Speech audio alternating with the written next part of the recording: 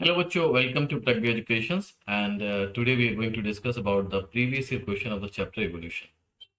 Previous year questions की बात करेंगे। चलिए फिर शुरू करते हैं। पहला क्वेश्चन, हालांकि मैंने इसमें ईयर मेंशन नहीं करा, बस ये समझ लो बच्चों कि it start from the 23 and up to the 2016। इस तरीके से जाएंगे हम लोग, हाँ, डिसेंड करेंगे। First question, identify the fossil of a man who showed the following characteristic. यहाँ पर बच्चों कुछ कैरेक्टरिस्टिक दे रखे हैं इन्होंने, और ये कह रहा है हमें फॉसिल बताना है किसका है, ये जो करेक्टरिस्टिक के हिसाब से है ना। तो पहला इन्होंने करेक्टरिस्टिक दिया है कि ब्रेन कैपेसिटी कितनी है, 1400। ठीक है भाई, क्रैनियल कैपेसिटी इसकी 1400 है।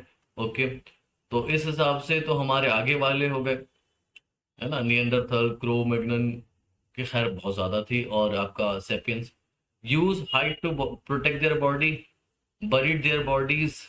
ठीक है, तो अगर इन तीनों को देखा जाए तो ये तीनों करेक्टरिस्टिक हमें किस में मिले, नियंडरथल में मिले थे, है ना। तो नियंडरथल को हम लोग मानते भी ये थे कि ये इमॉर्टेलिटी ऑफ द सोल में ज्यादा बिलीव करते थे, है ना। तो इनके साथ एक और पॉइंट जोड़ के चलते हैं लोग कि पहला रिलीजन जो स्टार्ट करा, या पहला रिलीजियस जो ह्यूमन स्पीशीज थी, वो नियंडरथल की थी। ठीक है, तो हाँ, ये बिल्कुल सही बात है यहाँ पर कि ब्रेन कैपेसिटी 1400 सीसी आपकी नियंडरथल की थी। Use hide to protect their body, buried their dead bodies, as well as they live in huts, है ना। तो ये किसके करेक्टरिस्टिक हो गए, नियंडरथल मैन के। तो हमारा आंसर हो गया ऑप्शन 2। ओके बच्चा, चलिए नेक्स्ट क्वेश्चन की तरफ चलते हैं। Natural selection where more individual acquire specific character value other than mean value leads to. ठीक है, देखो, नेचुरल सिलेक्शन आपको पता है तीन टाइप के हैं। यहाँ पर दे रखा है स्टेबलाइजिंग, डायरेक्शनल, डिस्ट्रप्टिव। रैंडम तो कुछ है नहीं। ठीक है, तीन तरीके के हैं। अब तीनों में क्या फर्क है, देखिए स्टेबलाइजिंग में क्या होता है कि एवरेज वैल्यू सेलेक्ट करी जाती है, और डायरेक्शनल में क्या होता है कि आपकी एक एक्सट्रीम वैल्यू को चूज करा जाएगा, ओनली वन एक्सट्रीम वैल्यू। और आपका डिसरप्टिव में क्या होता है कि बोथ एक्सट्रीम वैल्यू सेलेक्ट करी जाती हैं। ठीक है, तो अब देखो तीन वैल्यूज है, one, two extreme and one average. तो या तो आप एवरेज सेलेक्ट कर लो, या फिर एक एक्सट्रीम वैल्यू सेलेक्ट कर लो, या फिर दोनों एक्सट्रीम वैल्यू। अगर एक एवरेज वैल्यू सेलेक्ट करी गई तो वो स्टेबलाइजिंग सिलेक्शन है। अगर आपका एक एक्सट्रीम वैल्यू सेलेक्ट करी गई, प्रोग्रेसिव जा रहा है, तो वन एक्सट्रीम, वो आपका डायरेक्शनल है। अगर दोनों ही सेलेक्ट करी गई extreme value and eliminating the average value, तो वो डिसरप्टिव है। अब क्वेश्चन यहाँ पे पूछ रहा है हमसे, natural selection where more individual acquire specific character value other than the mean character value. कोई एक स्पेसिफिक करेक्टर वैल्यू एक्वायर कर लेते हैं other than the mean character value. ठीक है, तो एक स्पेसिफिक करेक्टर वैल्यू ले ली है, तो इसका मतलब क्या हुआ, they were be moving towards a particular direction. ठीक है, तो एक स्पेसिफिक करेक्टर, मीन नहीं लिया इन्होंने, एवरेज नहीं लिया है, मीन करेक्टर वैल्यू नहीं लिया। तो ये यहाँ पर क्या होगा कि ज्यादातर इंडिविजुअल ने एक specific character value, one extreme value ले ली। ठीक है, तो we will go with the answer 3। ठीक है, डायरेक्शनल चेंज आया है। ठीक है, तो दिस इज, जैसे कि इंडस्ट्रियल मैलेनिज्म में आप देखोगे तो आप ये देख सकते हैं कि वहां पर एक या तो ग्रे थे, फिर उसके या फिर सिंपल लैंग्वेज में करूँ, या तो वहां पर डार्क विंग मॉथ थे, या फिर व्हाइट विंग मॉथ थे। ठीक है, तो ये एक एक्सट्रीम वैल्यू ले लेते हैं। तो एक अगर स्पेसिफिक करेक्टर वैल्यू अगर कहीं कोई स्पीशीज ले रही है, या फिर वो ग्रो कर रही है, तो एक ही करेक्टर के ज्यादातर आ रहे हैं, तो वो कहलाता है आपका सिलेक्शन डायरेक्शनल। ओके बेटा, next question is which of the following statement is not true. इनमें से कौन सा स्टेटमेंट ट्रू नहीं है। पहला हमारे पास है कि flippers of penguin and dolphin are pair of homologous organ. देखिए, फ्लिपर ऑफ पेंगुइन और फ्लिपर ऑफ डॉल्फिन दोनों का फंक्शन क्या है बच्चों, सेम है। ठीक, तो सेम फंक्शन होमोलोगस ऑर्गन नहीं करते हैं। ये फंक्शन कौन करता है, एनालॉगस ऑर्गन। ठीक है, एनालॉगस ऑर्गन, क्योंकि होमोलॉगस वो ऑर्गन होते हैं जिनका ओरिजिन सेम हो, पर वो फंक्शन कैसे कर रहे हो, डिफरेंट कर रहे हो। ठीक है, तो ये ऑप्शन मुझे गलत लग रहा है, तो I will go with this. Option 1 is the correct answer for this question, but let us read the other option too. Analogous structure are the result of convergent evolution. बिल्कुल सही बात है, एनालॉगी से कन्वर्जेंट इवोल्यूशन आता है और homology से आपका डाइवर्जेंट इवोल्यूशन आता है, ये बात सही है। तो यहाँ पर हम ये यस लिख देते हैं। Sweet potato and potato is an example of analogy, ये भी बात सही है। होमोलॉगी इंडिकेट्स कॉमन एंसेस्ट्री, बिल्कुल सही बात है। होमोलॉगी में क्या होता है कि कॉमन एंसेस्ट्री इंडिकेट होती है। ओके, तो जो गलत स्टेटमेंट है that is statement 1 and that is flipper of penguin and dolphin are pair of homologous organ. These are not pair of homologous organ. Okay, now the next question is genetic drift occurs due to. Genetic drift होता क्यों है? देखिए, genetic drift को सी wall right ने अपने founder effect और bottle नेक effect के through समझाने की कोशिश करी है। ठीक है, तो वो क्यों होता है? तो ऑप्शन हमारे पास दे रखे हैं। क्या ये नेचुरल सिलेक्शन की वजह से होता है? नहीं भी, नेचुरल सिलेक्शन की वजह से जेनेटिक ड्रिफ्ट नहीं होगा। क्या ये सडन पॉपुलेशन माइग्रेशन की वजह से होता है? बिल्कुल हो सकता है। सडन पॉपुलेशन, अगर मान लीजिए किसी का हैबिटेट आइसोलेशन हो गया हो, फ्रेगमेंटेशन हो गया, या फिर नेचुरल कैलेमिटीज आ गई हो, लावा वगैरह कहीं फट गया हो, अर्थक्वेक आ गया हो, ड्रॉट आ गया हो, तो इसमें क्या होता है, कुछ ही लोग बचते हैं, वो क्या करते हैं, नई स्पीशीज को जन्म देते हैं। तो एक कई बार हम लोग इसको फाउंडर इफेक्ट में पढ़ते हैं। जब आपका हैबिटेट फ्रेगमेंटेशन हो जाए, ज्योग्राफिकल आइसोलेशन हो जाए, तो वहां पर जो स्पीशीज होती है वो क्या करती है, नई स्पीशीज को फॉर्म करती है, तो वो फाउंडर इफेक्ट होता है। अब नेचुरल जो आपका बॉटल नेक इफेक्ट में क्या होता है कि लॉट ऑफ पूरे ग्रुप ऑफ पॉपुलेशन है, कुछ नेचुरल क्लैमिटीज आई, उनमें से कुछ बच गए, बाकी लोग मर गए। अब वो क्या करते हैं, इस तरीके से वो इवॉल्व करते हैं कि they lead to a formation of new kind of species. तो जेनेटिक ड्रिफ्ट जो होगा हमेशा सडन पॉपुलेशन माइग्रेशन की वजह से ही होगा। कंटिन्यूस जीन माइग्रेशन से तो नहीं होगा, म्यूटेशन से भी आपका जेनेटिक ड्रिफ्ट नहीं होता। तो correct answer spermia an idea that is still favourite for some astronomer means. Panspermia एक जो आइडिया है वो अभी भी फेवरेट है एस्ट्रोनॉमर का। मतलब कि क्या मतलब है इसका? ठीक है, देखते हैं ऑप्शन से क्या पूछने जा रहा है। पेनस्पर्मिया है क्या? थोड़ी मेरे ख्याल में यही पूछेगा। Creation of life from dead and decaying matter. नहीं भी, पेनस्पर्मिया ये नहीं है, ये तो एबायोजेनेसिस है। अगर डेड और डिकेइंग मैटर की बात करी जाएगी तो abiogenesis. Creation of life from chemical that is chemogenic. Origin of sperm in human testis, नहीं ये भी नहीं है। ठीक है, transfer of spore as a unit of life from other planet. भाई प्लैनेट्स की बात होगी तभी तो एस्ट्रोनॉमर्स को अच्छी लगेगी।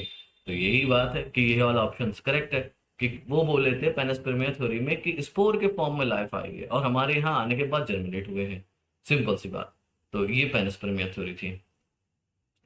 Select the correct statement regarding mutation theory of evolution. भी म्यूटेशन थ्योरी ऑफ एवोल्यूशन किसने दी थी? ह्यूगो डे व्रीज ने। ठीक है, तो इस थ्योरी के करेक्ट स्टेटमेंट को हमें सेलेक्ट करना है। चलिए भाई सेलेक्ट करते हैं। दिस थ्योरी वाज, हमारा पहला ये कट्टा लगा दो यहाँ पे। Variation are small and directional change. पहली बात तो उन्होंने वेरिएशन की बात नहीं करी थी, उन्होंने बात की थी म्यूटेशन की। ठीक है, तो थ्योरी पे हम बात ही नहीं करेंगे यहाँ पे। ठीक है, और single step large mutation is a call. हाँ बिल्कुल सही, यही क्या था, आखिर में उन्होंने बोला कि लास्ट में आके भाई सिंगल स्टेप लार्ज म्यूटेशन से क्या होता है, स्पीशीज बनती हैं। इसको उन्होंने एक टर्म भी दिया था, ह्यूगो डे व्रीज ने इसको बोला था saltation.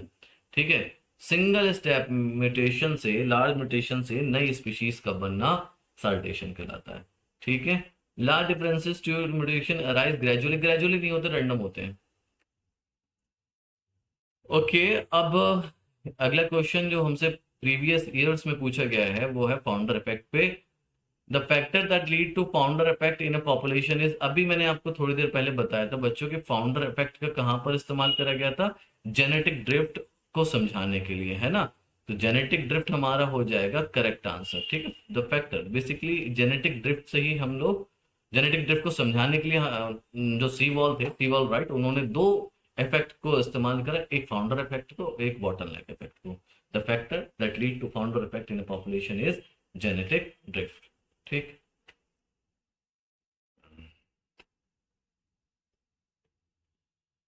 Match the list one with list second. ठीक है, लिस्ट वन में क्या है, यहाँ पर एडेप्टिव रेडिएशन है। एडप्टिव रेडिएशन, दूसरा है कन्वर्जेंट इवोल्यूशन, तीसरा है डाइवर्जेंट इवोल्यूशन और चौथा है इवोल्यूशन बाय एंथ्रोपोजेनिक एक्शन। ठीक है भाई, देखिए एडप्टिव रेडिएशन में क्या होगा, डाइवर्जेंट इवोल्यूशन आएगा। ठीक है, आप समझ रहे हैं कैसा आएगा, डाइवर्जेंट इवोल्यूशन। क्लियर।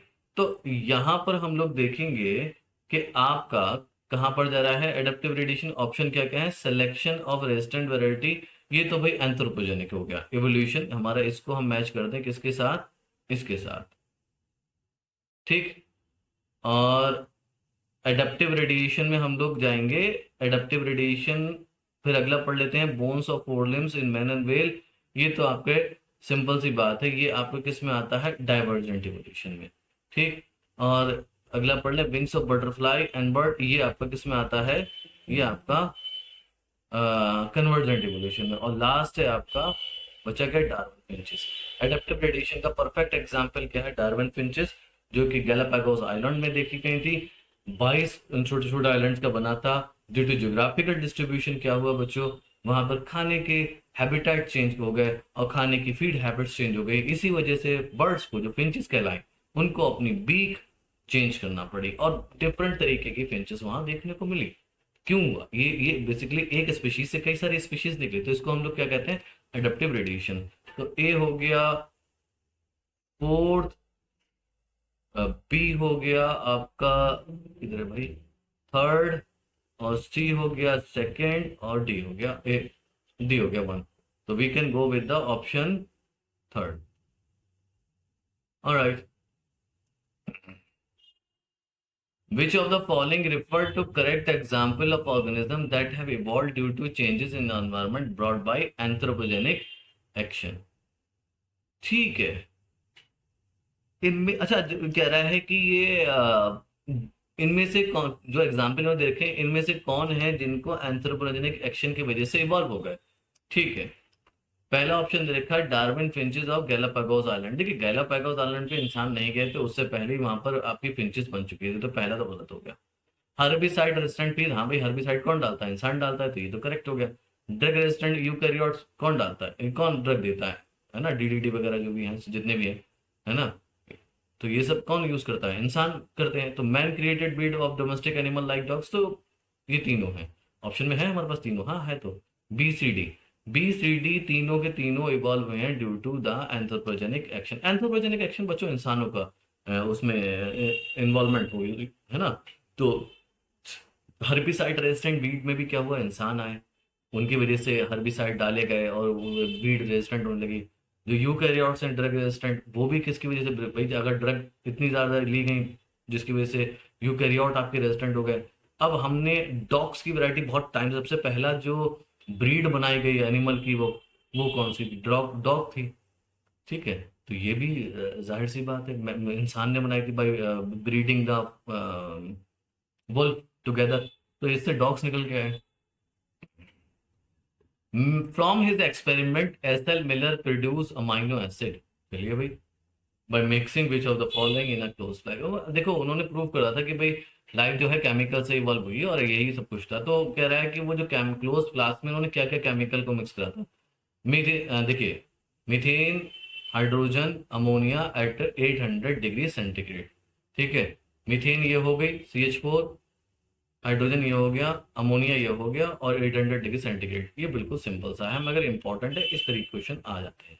हल्के मत लेना किसी भी क्वेश्चन को भाई, आए हैं मतलब प्रीवियस ईयर का सोचो तो हल्के में तो ले ही नहीं सकते आप। Embryological support for evolution was propose by, embryological support किसने दिया था। हाँ देखिए, वॉन बेयर जो है वो है फादर ऑफ एम्ब्रियोलॉजी, हालांकि इनकी वजह से कोई सपोर्ट नहीं मिला। सपोर्ट किसकी वजह से मिला हमें, अर्नस्ट हैकेल की वजह से। ठीक है, जिन्होंने बताया कि भाई ऑन्टोजेनी रिकैपिटुलेट्स फाइलोजेनी, इसके उन्होंने फिर अपने वो भी दिए, प्रूफ भी दिया कि देखिए पाइसेस में जो डेवलपमेंट ऑफ एम्ब्रियो है और एम्फीबियन में जो डेवलपमेंट ऑफ एम्ब्रियो है, रेप्टाइल्स में है जो आपका, सॉरी रेप्टाइल्स में है, बर्ड्स में है और मैमल्स में है, इन सब में जो डेवलपमेंट जो हो रहा है वो प्रोसेस लगभग लगभग सेम है, फॉलो सेम हो रहा है। Even in the formation of heart, पहले क्या होगा, स्पाइसेस, एम्फीबियन, रेप्टाइल्स और एवीज ऑफ बर्ड्स की एवीज ऑफ मैमल्स की बता रहा हूँ। पहले क्या होगा, 2 चैम्बर हार्ट बनेगा इवन इन द मैमल्स, ठीक है, फिर आपका 3 चैम्बर हार्ट बनेगा, फिर फाइनली 4 बनेगा। तो क्या कर रहा है कि ऑन्टोजेनी क्या कर रही है, रिकैपिटुलेट्स कर रही है फाइलोजेनी की, कि एक एम्ब्रियोलॉजिकल फॉर्मेशन फॉलो होगा, ठीक है। तो ये जो इन्होंने बताया, ये इन्होंने हंस हाइकल ने प्रपोज करा था, ठीक है। He was the one who propose the embryological support for the evolution, embryological support for evolution was proposed by हंस हाइकल। ओके बच्चों, after about how many year of the formation of earth life appear on this planet. हालांकि NCERT की line बड़ी ही contradicted है कि कितना अर्थ बनने के कितने साल बाद यहाँ पर लाइफ आई। देखो, अर्थ बनी है 4.5 बिलियन ईयर अगो, ठीक है। और एनसीईआरटी के हिसाब से अगर मैं आंसर देखूं तो आफ्टर 500 मिलियन ईयर्स, ठीक है, the life appear on this planet, ठीक है। तो उस हिसाब से तो हमारा आंसर हो जाएगा 3। आप एनसीईआरटी का पैराग्राफ पढ़ेंगे तो अगली लाइन में आपको समझ जाएंगे कि मैं क्या कहना चाह रहा हूँ, कि इन्होंने क्या बात कही है। आगे जाके खुद कह रहे हैं कि life would not appear 3 billion year, वो मतलब ठीक है, वो आप पढ़ लीजिएगा, मैं कंफ्यूज नहीं करना चाह रहा बच्चों, मगर आपसे जब भी सवाल आए तो आंसर यही होगा, क्योंकि एनसीईआरटी में जो दिया है वही हमें मानना है। The phenomena of evolution of different species in a geographical area starting from a point and spreading to other habitat is called। देखिए डेफिनेशन है, ये किसकी डेफिनेशन है, ये डेफिनेशन है बच्चे एडेप्टिव रेडिएशन की। मान लीजिए यहाँ पर कोई ऑर्गेनिज्म है, ये आपका क्या कर रहा है, यहाँ से निकल के या फिर इससे खूब सारे क्या कर रहे हैं, स्पीशीज निकल के आ रही है, ठीक है। तो ये क्या हो रहा है, ये रेडिएट कर रही हैं, और क्यों कर रेडिएट कर रही हैं, after adapting to the new environment. तो इसी वजह से हम इसको क्या बोलते हैं, एडेप्टिव रेडिएशन। ओके, तो ये क्या कहलाएगा, ये आपका कहलाएगा एडेप्टिव रेडिएशन। ऑलराइट, तो एडेप्टिव रेडिएशन क्या है, इवोल्यूशन होना, क्या डिफरेंट स्पीशीज का एक ज्योग्राफिकल एरिया से स्टार्ट होकर खूब सारे ज्योग्राफिकल एरिया में फैलना। जैसे कि मान लीजिए गैलापागोस आइलैंड का है आपका, प्लेसेंटल आपके हैं मैमल्स हैं, और मार्सुपियल मैमल्स हैं। तो ये आप देखेंगे ये सब क्या कर रहे हैं, एक पॉइंट से बने और फिर उसके बाद ये स्प्रेड हो गए, ठीक है। तो these are the example of adaptive radiations.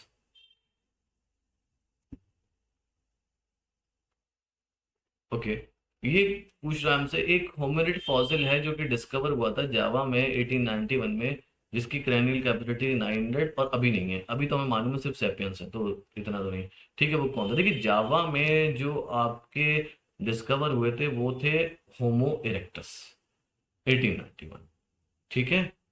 Homo erectus, simple सी बात याद रखिए आप, 1891 में जावा में कौन हुए थे, आपके होमो इरेक्टस आपके डिस्कवर हुए थे, जिनकी क्रैनियल कैपेसिटी थी 900 cc।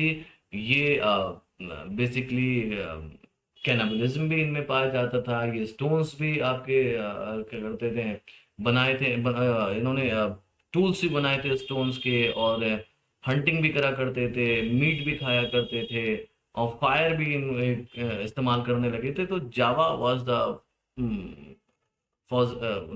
Sorry, Homo erectus was the fossils that were discovered in Java 1890।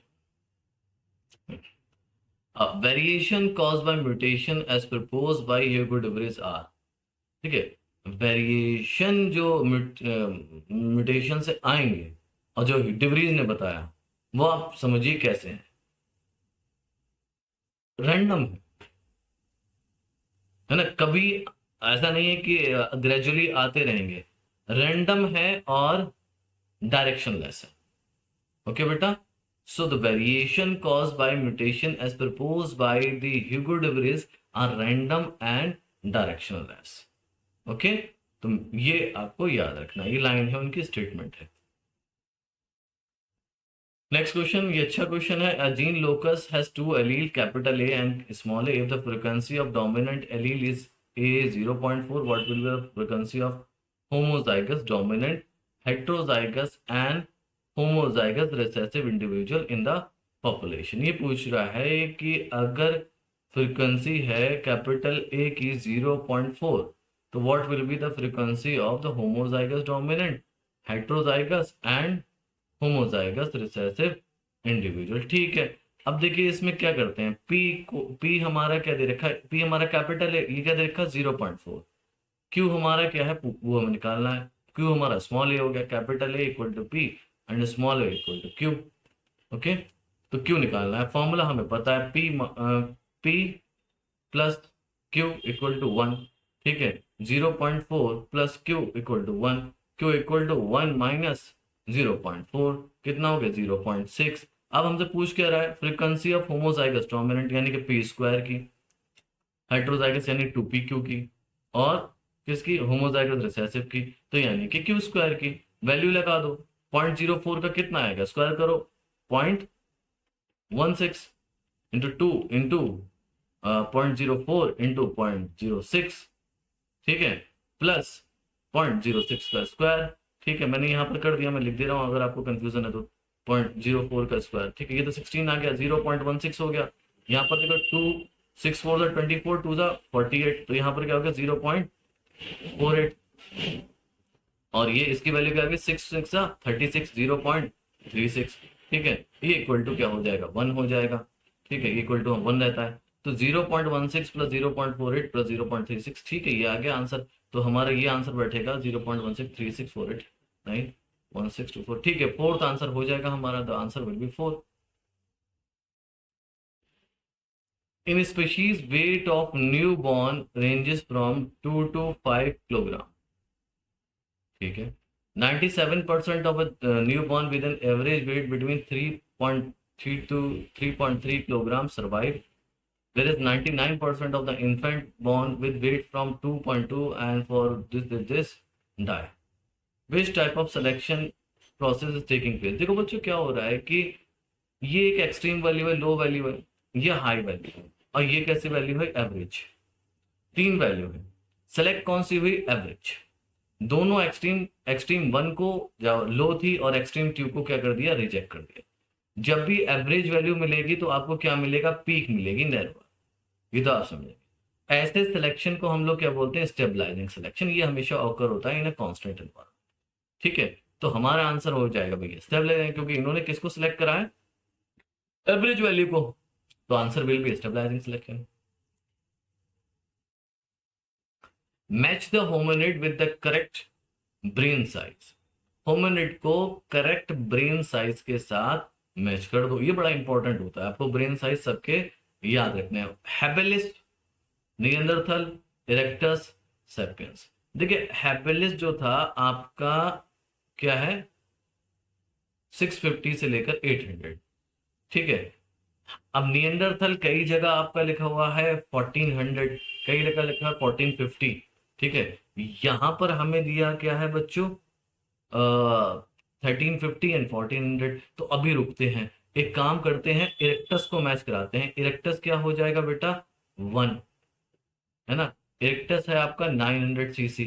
तो ए और बी को देख लेते हैं, कई बार हमें भी देखना, क्योंकि ऑप्शन ही बिल्कुल एग्जैक्ट करेक्ट नहीं है।